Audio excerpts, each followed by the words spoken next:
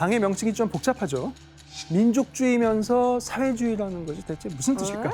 네, 좀 이상하잖아요. 뭐 저희가 알듯이 독일인이 최고다. 근데 그건 좀 사회주의랑은 좀 안 맞지 않나요? 그러네요. 그럼 사회주의예요? 네네. 그러니까 당시 독일에는 여러 당이 있었는데 그 중에서도 고통받던 서민층의 마음을 얻고 있던 것은 공산당이었죠. 네.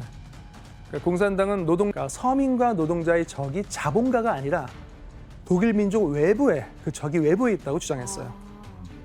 그래서 독일인들끼리는 서로 싸우지 말고 차별 없이 평등한 공동체를 이루고자 했죠. 이러한 주장은 서민과 노동자층에도 호소력이 있었고 또한 공산당의 성장에 위협을 느끼던 독일의 기득권층, 기업가들 이런 사람들에게도 안도감을 줬어요. 그걸 모두를 아우를 수 있네요. 예. 하지만 공산당의 선명한 주장에 비하면 어딘가 좀 두루뭉술하잖아요. 예, 그래서 구체적으로 뭘 하자는 건지가 처음에는 불분명했죠. 그러던 1923년 11월 8일 히틀러는 혼란한 정치판을 뒤엎고 권력을 잡기 위해서 독일 남부의 뮌헨에서 폭동을 일으킵니다. 이게 바로 뮌헨 맥주홀 폭동 사건입니다. 그런 폭동의 결과는 어땠을까요? 실패했죠. 아직은 힘이 모자랐죠. 폭동 실패하고 히틀러는 체포되어서 뮌헨 맥주홀 폭동 주범으로 재판정에 서게 됩니다. 히틀러가 재판장에서 뭘 한 것 같아요? 항변. 그렇죠. 전 무죄입니다. 단순히 그것만이 아니라 연설을 했죠. 재판장에서요? 일장 연설을 늘어났는데 대체 그가 뭐라고 주장했는지 남아있는 자료를 근거로 그의 연설을 재구성해봤습니다. 판사한테 연설을 했다고요? 예. 폭동은 저 혼자 책임지겠습니다. 하지만 저는 장관 자리를 차지하기 위해서 폭동을 일으킨 것이 아닙니다. 위기에 처한 독일을 구하기 위해 어쩔 수 없이 극단적인 행동을 한 겁니다. 지금의 정부와 정치인들은 굶주린 국민을 돌보지 않고 권력 다툼만 하고 있습니다. 그들을 심판하기 위해 폭동을 저지른 제가 정말 반역죄입니까? 과연 이 말을 들은 사람들의 반응이 어땠을 것 같아요? 환호하고 난리 났겠죠. 그렇죠. 당시 분위기가 있으니까. 확 섰을 것 같아. 많은 사람이 그의 말에 공감했고 혜성처럼 나타난 애국자라고 박수를 보냈습니다. 그리고 이때 반역죄는 무기징역에 처할 만큼 중대 범죄죠. 하지만 히틀러는 판사의 마음마저 사로잡으면서 고작 5년형을 선고받게 됩니다. 와, 네. 진짜 말솜씨가 그러니까 대박이다. 타고난 거죠. 뮌헨 맥주홀 폭동은 실패했지만 히틀러는 이대학 정치계의 샛별로 떠올랐습니다. 이렇게 독일 국민들이 히틀러에게 열렬한 지지를 보내던 이때 이 시기에 괴벨스는 히틀러가 감옥에서 쓴 나의 투쟁이라는 자서전을 읽고 일기를 남겼죠.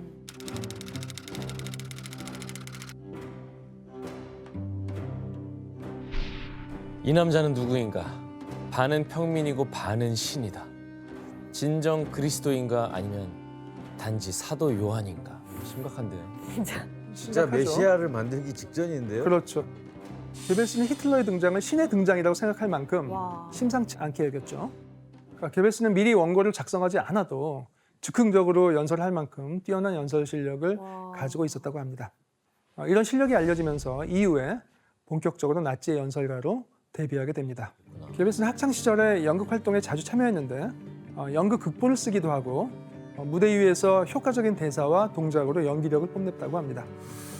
아마 이런 경험이 훗날 뛰어난 연설가가 되는데 도움이 된 것으로 추측이 됩니다. 네, 이처럼 괴벨스는 나치당 내에서 지성과 연설 능력을 크게 인정받았는데 사실 대체로 학력이 낮았던 나치 당원들과는 달리 괴벨스는 바이마르 공화국의 문화예술적 영향을 듬뿍 받았어요. 그래서 상상력도 풍부하고 매우 혁신적인 사고를 지녔죠. 괴벨스가 남다른 능력과 비전에 힘입어서 지역 나치당 내에서 점차 존재감을 키워가고 있었던 때 히틀러가 형기도 다 채우지 않고 13개월 만에 가석방이 됩니다. 13개월? 그렇죠. 네. 와. 그러니까 교도소를 나온 히틀러는 자신이 없는 사이에 분열된 나치당 재건에 힘을 쏟았어요. 그러던 중에 나치의 연설가로 이름을 알리던 괴벨스의 소문을 듣고 직접 자기가 주최하는 회의에 초청했다고 합니다. 야, 교수님 드디어 이제 히틀러와 괴벨스의 첫 만남인데 그렇죠, 그렇죠. 첫 만남이 어떻게 됐나요? 히틀러와의 만남 후에 괴벨스는 그에게 완전히 매료되었어요. 그리고 히틀러만이 민족을 구원할 유일한 사람이라고 생각했죠. 그렇다면 괴벨스는 왜 히틀러를 독일을 구할 신이자 구원자로 여긴 걸까요? 그게 궁금해요. 어디에 그렇게 매료된 거예요? 그러니까요. 그건 히틀러와 나치당이 독일 사회를 잘 개혁해 줄 거라고 기대했기 때문이죠. 개혁. 사실 괴벨스는 박사학위를 취득했지만 직장 없이 떠돌던 시절에 모두가 평등하게 차별 없이 사는 사회를 만들어야 된다고 생각했어요. 사회 개혁을 간절히 바랬죠. 그렇다면 여러분 생각에는 당시 경쟁하던 공산당과 나치당 중에 괴벨스가 어떤 당에 사실은 더 어울린다고 생각하세요? 공산당 아니에요? 맞습니다. 사실 공산당이 맞죠. 그렇죠. 사실 원래 생각에는. 바로 이 점이 히틀러의 나치당과 괴벨스가 어긋나는 지점이었어요. 아. 괴벨스는 사회주의자에 가까웠지만 히틀러는 민족주의자에 가까웠죠. 노선이 다르네요. 달랐죠. 히틀러는 자신에 져서 나이투쟁에서 주장한 것이 있어요. 독일 사회를 개혁하기 위해서는 노동자와 자본가가 싸울 것이 아니라 서로 힘을 합쳐 독일 외부의 적과 싸워야 한다. 네. 히틀러가 말하는 적이 과연 누굴까요? 유대인. 맞아요. 그래서 나치는 모든 복잡한 문제를 유대인 탓으로 돌림으로써 노동자층과 기득권층을 다 자기 편으로 끌어들일 수 있었던 것이죠. 이게 바로 민족 사회주의의, 즉 나치의 본질이었던 거죠. 아이고. 다니엘 씨, 유대인에 대한 히틀러의 생각에 괴벨스도 뭐 거의 동의를 한 건가요, 그러면? 그게 이제 초창기 때는 또 아니었더라고요. 그러니까 괴벨스도 처음부터 유대인들 엄청 싫어하지 않았던 이유가 뭐 옛날에 사귀었던 여자친구 중에 유대인이기도 있기도 했었고 네. 그리고 자기 지도 교수님 중에 오히려 굉장히 존경하는 지도 교수님이었는데 그 사람도 유대인 출신이었다고 하더라고요. 그래서 처음부터 어떤 유대인에 대한 반발심이 막 크거나 뭐 그랬지 않았는데 이제 계속 히틀러랑 지내면서 히틀러한테 자기 목숨 그리고 모든 것을 바치면서 이제 조금씩 생각이 바뀌어간 것 같아요. 네. 유대인에 대한 그 안 좋은 인식이 바뀌었군요. 네. 이 남자는 왕이 되는데 필요한 덕목을 남김없이 갖추었다. 타고난 민중의 보호자이며 떠오르는 독재자이다. 들어오시니 어때요? 독재자라고요? 네. 안 좋은 좀 의미 독재자를 선호하네요? 오히려 선호하는 거죠. 아 그래요? 그게 필요하다고 생각했던 필요하다고 거니까. 생각한 거죠. 사실 괴벨스는 오로지 권력 획득에만 관심이 있는 히틀러보다는 훨씬 개혁적인 인물이었죠. 하지만 결국 괴벨스는 히틀러의 결정에 충실히 따르게 되죠. 그러니까 그는 지식인으로서 자신의 신념을 포기할수록 자기 안에 생기는 갈등을 해소하기 위해서 히틀러를 더욱 신격화하는 데 애썼죠. 그 결과 독실한 카톨릭 신자였던 괴벨스는 반종교주의자가 됐고요. 종교도 마다한 거예요? 그렇죠. 네. 그래서 괴벨스는 그리스도나 성모 마리아 그림을 걸듯이 히틀러의 사진을 자기 집 벽에 걸어놨다고 합니다. 와, 좀 심한데. 가스라이팅 어떻게 한 거야 도대체? 괴벨스는 히틀러를 만난 후에 그를 신으로 모시면서 유대인과 공산당을 혐오하는 충실한 나치 당원으로 변모하게 된 거죠. 야 사회주의에서 이제 그리고 이때 괴벨스는 히틀러에 대한 충성심으로 나치당을 독일의 주요 정당으로 성장시키고 그는 히틀러가 더 막강한 권력을 가져야 된다고 생각했죠. 히틀러는 계산이 빠른 사람이었어요. 그래서 괴벨스의 뛰어난 언변과 불같은 열정 그리고 나치 당원 중에서 거의 유일하게 박사 학위를 가진 엘리트라는 점을 높이 샀죠. 잘 이용해야겠다. 그렇죠. 그래서 나치당에 꼭 필요한 인재라고 생각했고요. 그래서 자기보다 8살 연하인데도 괴벨스 부를 때 꼭 박사라는 호칭을 붙이면서 존중해줬다고 하죠. 독도 괴벨스 이러면서. 네.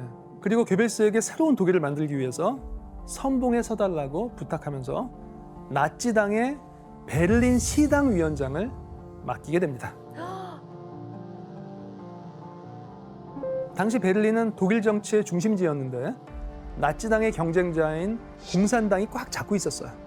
그래서 히틀러는 괴벨스의 능력을 이용해서 베를린에서 나치당의 지지율을 높이고 싶었던 거죠. 교수님 어떻게 보면 히틀러가 맡긴 첫 임무잖아요. 그렇죠. 괴벨스가 고민을 많이 했을 것 같은데 지지율을 좀 올리기 위해서 어떤 방법을 사용하죠? 괴벨스가 베를린에서 나치의 지지율을 높이기 위해서 가장 먼저 한 일은 바로 나치 사상을 전파할 신문을 만드는 거였어요. 그러니까 당시 베를린에는 신문이 100개도 넘게 발간되고 있었는데요. 게다가 마침 뉴스거리가 적은 여름철이라서 사실 사람들의 관심을 받기가 쉽지 않았죠. 그러니까 괴벨스 입장에서는 어떤 방법을 써서라도 신문을 대중들에게 알려야 했어요. 어떤 방법을 썼을 것 같아요? 사람들한테 뿌려요 그냥 길거리에서. 그러니까 공짜로. 아, 전단지 느낌으로. 네. 괴벨스는 훨씬 교묘한 사람이었어요. 괴벨스가 생각한 건 바로 신문이 발간되기 전부터 광고하는 거였어요. 우선 그는 붉은색 배경에 다른 내용은 하나도 없이 신문의 이름인 공격이라는 두 글자만 쓰여 있는 독특한 포스터를 시내 곳곳에 뿌렸어요. 그리고 약 일주일 후에 공격은 7월 4일 시작된다라고 쓰인 포스터를 배포했죠. 네, 연이어서 괴벨스가 낸 광고를 본 사람들은 반응이 어땠을까요?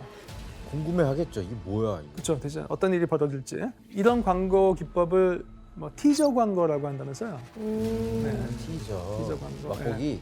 그렇죠. 이건 오늘날의 홍보 방법인데 20세기 초반기에 괴벨스가 이것을 활용한 거죠. 와. 천재긴 천재네. 그렇죠. 예. 진짜 똑똑하네. 이렇게 사람들의 궁금증이 극에 달하던 7월 4일 날 드디어 괴벨스는 시민의 창간호를 발간하게 됩니다. 이 만평이 대체 뭘 의미하는 것 같으세요? 독일. 지금 독일인들인 것 같은데요? 네. 아, 저기 맞지? 그 유대인들이 독일인을 괴롭히는 거 아닐까요? 주머니에서 뭐 가져가는 것 아, 같은데요. 그러네. 훔쳐가네. 그렇죠. 이렇게 묶여 있는 사람은 독일 국민을 뜻하고요. 뒤에서 말을 거는 남자는 당시 외무부 장관이었는데 유대인이었던 발터 라테나우라는 사람인데요. 상황이 좀 더 나아질 거라고 하면서 국민들을 달래고 있죠. 그리고 눈이 가려진 독일인들 몰래 주머니에서 돈을 가져가는 사람의 소매에도 유대인을 나타내는 다윗의 별이 새겨져 있죠. 유대인이 가해자고 독일인이 피해자다 이런 그렇죠, 식으로 그렇죠. 프레임을 만드는 네, 네. 거네요. 그러니까 이런 의미를 종합해 보면 독일 경제가 어려운 이유는 바로 유대인 탓이라는 거죠. 그러니까 괴벨스는 창간호 이후에도 꾸준히 독일의 위기가 유대인 때문이라는 사설을 쓰면서 반유대인 그리고 반공산당 정서를 퍼뜨려 나갔습니다. 그리고 때마침 나치당의 지지율을 극적으로 반전시키는 사건이 발생합니다. 바로 뉴욕 증시 붕괴로 시작된 미국의 대공황이죠. 그걸 어떻게 활용했죠? 당시 독일의 경제는 1차 세계대전에서 패배한 그때보다도 훨씬 더 어려워졌죠. 그래서 독일 국민 3명 중에 1명은 실업자가 됐을 정도죠.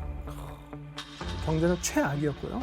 이 대공황이 괴벨스에게는 훌륭한 선동 소재였는데 그러니까 어떻게 이용했을 것 같아요? 저 미국의 공항도 유대인 때문이다. 이걸로 갔나? 아, 월가를 맞아요. 꽉 잡고 있는 유대인. 그렇죠. 그러니까 유대인들이 장악한 금융회사들의 과도한 욕심 때문에 경제가 파탄났다고 주장하면서 경제 파탄의 책임을 모조리 유대인에게 돌렸죠. 대공황으로 어려워지는 상황에서 나치의 이런 자극적인 선동은 점차 사람들에게 큰 호소력을 얻기 시작했습니다. 그 덕분에 1928년 10만 명이었던 나치 당원 수는 2년 만에 1930년에 그 2배인 20만 명을 돌파하게 됩니다. 장문호 선생님, 이렇게 힘들 때일수록 좀 극단적인 주장에 좀 빠져들기 쉬운가요? 그렇죠. 마음의 여유가 없고 불안하면 인간은 누군가에게 의존하고 싶어하고 기대고 싶고 또 남 탓을 하고 싶어합니다. 유대인 자체가 없어져 버리면 우리가 겪고 있는 이런 어려움들을 다 해소가 될 수가 그러니까 남 탓을 하는 건가요? 그렇죠. 어떻게 보면 그게 맞는 말이고 단순한 메시지 그리고 반복적인 메시지가 선정과 선동을 하는데 아주 효과적인 역할을 한 거죠. 괴벨스는 이 일을 계기로 해서 능력을 인정받아서 나치당에서 제국 선전본부라는 부서의 장을 맡게 됩니다. 그리고 1930년 9월에 벌어진 선거에서 나치당은 전국적으로 650만 표를 획득하면서 전체 의석 577석 중에서 107석의 의석을 차지하게 됩니다. 이전과 비교하면 9배 늘어난 성과였죠. 네. 그리고 이때 나치당의 수장인 히틀러가 괴벨스를 두고 한 말이 있습니다. 지원 씨가 읽어주실래요? 괴벨스 박사의 언어적 능력과 지성이라는 두 가지 재능이 없었다면 베를린의 상황은 통제될 수 없었을 것이다. 시켜 세워주네요. 그렇죠, 그렇죠. 히틀러 말처럼 괴벨스의 탁월한 선전 능력 때문에 지방의 군소 정당이던 나치당은 이제 독일의 주류 당으로 자리매김된 거죠. 이렇게 히틀러의 인정을 받게 된 괴벨스는 이제 히틀러와 나치당을 위해서라면 물불을 가리지 않게 된 거죠. 그리고 나치당에 가입한 지 약 5년 만에 중요한 결심을 하게 되는데, 아름다운데? 그죠? 그러니까 금발의 큰 키, 아름다운 미모를 가진 마그다라는 여성입니다. 그녀는 괴벨스의 비서이자 4살 연하의 이혼녀였죠. 아하. 네. 유복한 집안의 딸로 태어났고 또 이혼 위자료도 듬뿍 받아가지고 네, 대저택에 살면서 그림도 수집하고 영화를 보면서 멋지게 지냈죠. 와. 그러다 우연히 나치당의 집회에 참여한 다음에 바로 다음 날 당에 가입하고, 그러니까 이혼 위자료를 막 쏟아 부을 만큼 나치당에 빠져들게 되죠. 아휴, 여기 문제야. 이후에 괴벨스의 비서로 일하게 되는데 이처럼 아름답고 교양이 풍부한 마그다에게 괴벨스가 청혼을 하게 된 거죠. 그런데 마그다는 처음에는 청혼을 거절했다고 하죠. 하지만 고민 끝에 결혼을 허락하게 되는데요. 마그다가 괴벨스와 결혼을 결심한 이유는 바로 히틀러를 사랑하기 때문이었습니다.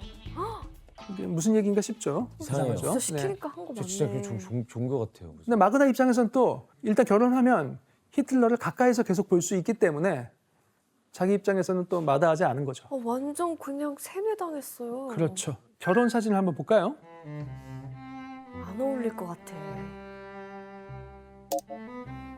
뭐야? 애는 뭐예요? 마그다가 전 남편 아. 사이에서 난 아이죠. 아, 양육을 하고 있는 그렇죠. 상황이에요? 그리고 뒤에 히틀러가 있죠. 히틀러가 들러리 역할을 맡은 거죠. 아. 이렇게 괴벨스와 마그다는 히틀러의 축복 속에서 1931년 12월 결혼식을 올리게 됩니다. 좀 야외 이상하다. 결혼, 야외 결혼식. 성대하게 한 거죠. 아니 근데 교수님, 마그다는 어쨌든 간에 히틀러 때문에 결혼을 결심하게 된 건데 그렇죠. 네. 결혼 생활은 어떻게 됐죠? 그러면? 괴벨스 입장에서는 외모도 아름답고 집안도 좋은 마그다와의 부부관계가 자신의 신체적 약점과 부족한 부분을 보완해 줄 수 있다고 믿었던 것이고요. 히틀러는 나치당 간부들이 독일 민족의 본보기가 되어줄 것을 원했어요. 그래서 마그다에게 괴벨스의 청혼을 받아들이라고 얘기한 거죠. 아하. 그래서 마그다는 히틀러를 자주 볼 수 있다는 일념으로 결혼 생활을 버텨냈다고 합니다. 진짜 특이하다. 그러니까 마그다에겐 다행히도 히틀러와 나치당 간부들이 거의 매일 밤 집으로 찾아왔고 그때마다 그녀는 손수 요리를 하면서 대접했다고 하죠. 요리가 많이 늘었겠네. 그렇죠. 아 예. 웃겨. 뿐만 아니라 히틀러가 집에 오면 편안함을 느낄 수 있도록 히틀러 취향으로 집 인테리어까지 꾸몄다고 합니다. 남편보다 거의 더 히틀러 사랑하는 거 많은 것 부인인데요? 같아요. 거의 그렇죠. 이런 마그다의 노력 덕분인지 그러니까 히틀러는 정말 마그다를 퍼스트 레이디 수준으로 여겼다고 합니다. 근데 다니엘 씨, 근데 마그다에게 히틀러도 몰랐던 사실이 있다는 건 뭐예요? 이게 뭐냐면은 좀 놀라운 건데요. 사실 막다는 반유대인이었어요. 네? 아버지가 유대인이었다고 하더라고요. 근데 그거는 그 당시에 몰랐는데 최근에 위조된 그 출생 증명서가 발견되면서 이제 알려진 사실이에요. 예, 그래서 히틀러 또한 거벨츠는 누구보다도 유대인들 싫어했는데 마침 막다가 반유대인이었던 게 참 아이러니한 상황인 것 같아요. 그러니까 이게 말이 안 되는 거예요. 그렇죠. 괴벨스와 마그다의 지독한 히틀러 사랑을 알 수 있는 일화는 이것뿐만이 아닙니다. 뭐야? 이건 뭐 이렇게 많이 괴벨스와 났어? 마그다의 가족 사진인데요. 괴벨스랑 마그다요? 네, 괴벨스와 마그다. 마그다가 다 난 거예요? 저 위에 아들만 그 전 남편과 난 거고 나머지 6명은 그 둘 사이에서 난 아니 거죠. 근데 저 이 정도면 야, 저 정도면 금술이 너무 좋은 거 아니에요? 그리고 또 아이들 이름을 보면요. 순서대로 헬가, 힐데, 헬무, 하이데, 올데 이런 식인데 전부 다 H자를 네. 시작이잖아요. 히틀러 이름의 앞글자인 H자를 따라서 이름을 붙였다고 하죠. 헬이네요, 헬. 네. 그리고 아이들을 6명이나 낳은 것도 히틀러가 아이를 많이 낳는 것이 독일 민족의 번영과 우월성을 상징하는 것으로 여겼기 때문이라고 합니다. 와. 결국 괴벨스와 마그다는 가족 계획마저 히틀러에 대한 광신적인 헌신으로 생각했던 겁니다. 그리고 이때 괴벨스가 주장한 것은 무엇이었을까요? 뭐 또 대통령 만들어야죠. 맞습니다. 1932년 3월에 있을 대통령 선거에 히틀러가 출마해야 된다고 괴벨스가 주장했죠.